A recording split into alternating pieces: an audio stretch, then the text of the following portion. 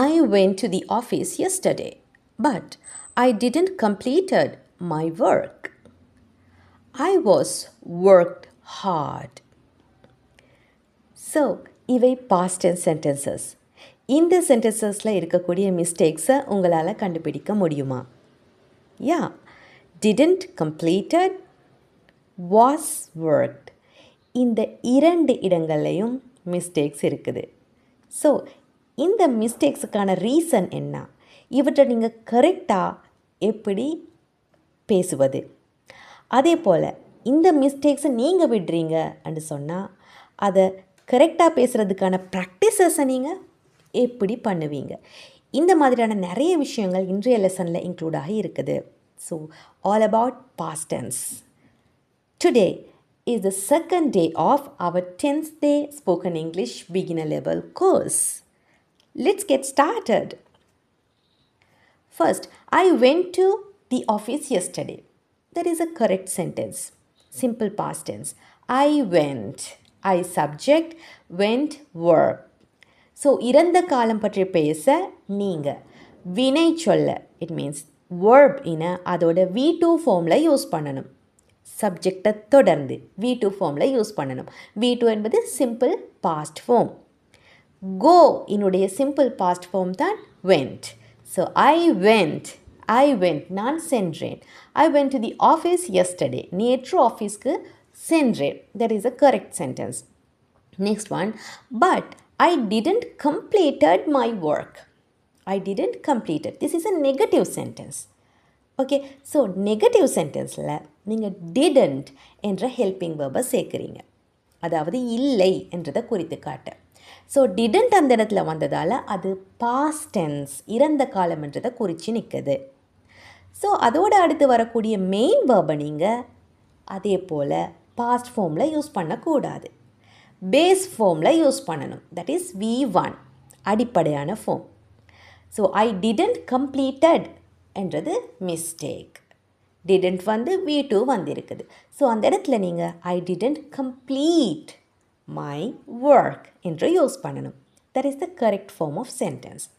I didn't complete my work. I'll show you another sentence. Now try to correct it. She didn't came to my home. She didn't came. So இந்த இடத்துல didn'tக்கு பிறகு V2 use பண்ணப்பட்டிருக்குது. That is a mistake. So எப்படி வரணும்? She didn't come to my home. She didn't come to my home. That is the correct way. Now, இந்த மிஸ்டேக்ஸை நீங்கள் தொடர்ச்சியாக விடுறீங்கன்னு சொன்னால் இது எப்படி நீங்கள் கரெக்ட் பண்ணுறது? இதுக்கான ப்ராக்டிசிங் மெத்தட் என்ன என்று இப்போ நான் சொல்ல போகிறேன். That is English fluency drill method. So இந்த மெத்தடில் நீங்கள் என்ன செய்யணுமெண்டா simple past tense positive sentences உருவாக்கணும். ஸோ ஒவ்வொரு பாசிட்டிவ் சென்டென்ஸையும் தொடர்ந்து நீங்கள் அதில் நெகட்டிவ் சென்டென்ஸை சொல்லணும் இமீடியட்டாக. Okay, like this. Listen to me carefully.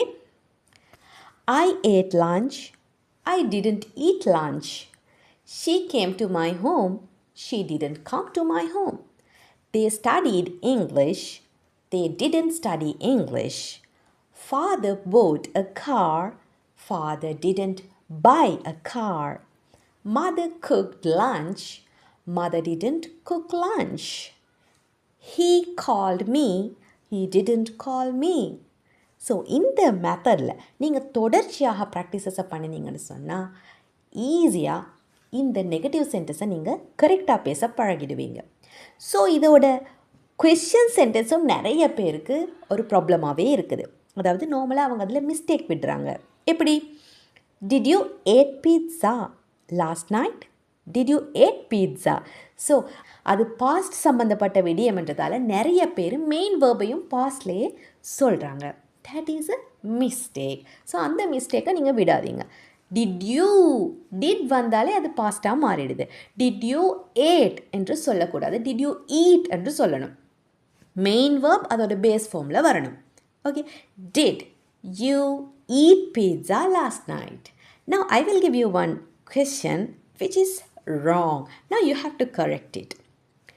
Did you studied for the exam? Comment the answer. Let's move on to the next common mistake that we make when we talk about past actions. I was worked hard. I was worked hard. So இங்கு helping verb was. Was என்பது be verb ஓட past form. So be verbs ஓட present form என்ன? Am, is, are. Can you remember? So be verbs ஓட past form was, were. Okay, so was, were என்பன ஒரு சென்டென்ஸில் helping வேர்பாக வந்தால் அதை தொடர்ந்து வரக்கூடிய மெயின் வேர்ப் ஐஎன்ஜி ஃபார்மில் வரணும். ஸோ எங்களோட கோர்ஸில் ஃபர்ஸ்ட் டே லெசன் எது பற்றியது? பி வேர்ப்ஸ் பற்றியது. ஸோ அதை நீங்கள் பார்த்தீங்கன்னா இந்த மிஸ்டேக்கை நீங்கள் விட மாட்டீங்க. So watch it if you haven't watch that yet. Okay, so I was worked hard என்பது wrong. எப்படி வரணும்? I was working hard. I was working hard. Another sentence. Listen to me carefully. I was ate rice. Wrong. I was eating rice. They were played cricket. How it will be? They were playing cricket. So இதோட meaning என்ன? they were playing cricket என்றால் அவர்கள் cricket விளையாடி கொண்டு இருந்தார்கள். Okay, பாஸ்டில் கண்டினியூஸாக நடைபெற்று கொண்டிருந்த ஒரு action. I was eating rice when he called me. அவன் கால் பண்ணும் பொழுது நான் சோறு சாப்பிட்டு கொண்டு இருந்தேன். Okay, she was worked on her project. She was worked. Wrong. She was working on her project. That is correct. Now let's move on to questions. Were you ate rice? Were you ate rice? Is it correct? No. Were you eating rice? That is the correct way. Was he played? Was he played? No. Was he playing? Was he playing?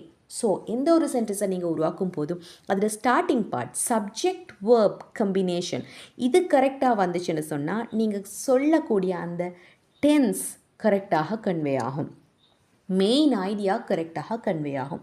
So அதுக்கு பிறகு வரக்கூடிய ஆப்ஜெக்ட்ஸில் நீங்கள் சிறிய mistakes விட்டாலும் அது பெரிதாக தெரியாது, main idea கரெக்டாக கன்வே ஆகிடும். Okay, now finally I'm going to give you another pattern of sentence. இது கரெக்டா இல்லையா என்று நீங்கள் கமெண்ட் செக்ஷனில் மென்ஷன் பண்ணணும். ஸோ அதுக்கு பிறகு நெக்ஸ்ட் லெசனில் நாங்கள் அதை டீட்டெயிலாக பார்க்கலாம். Listen. Were you called? Were you invited? Were you loved? Were you இதுக்கு பிறகு V3 form of verb வருது. V3 form. So is this sentence pattern correct? So அதை பற்றிய உங்களோட ஐடியாவை கண்டிப்பாக கமெண்ட் செக்ஷனில் மென்ஷன் பண்ணுங்கள். Let's meet again with the next lesson. That is the third day of our 10-day spoken English course. Let's meet again. Take care. Bye-bye.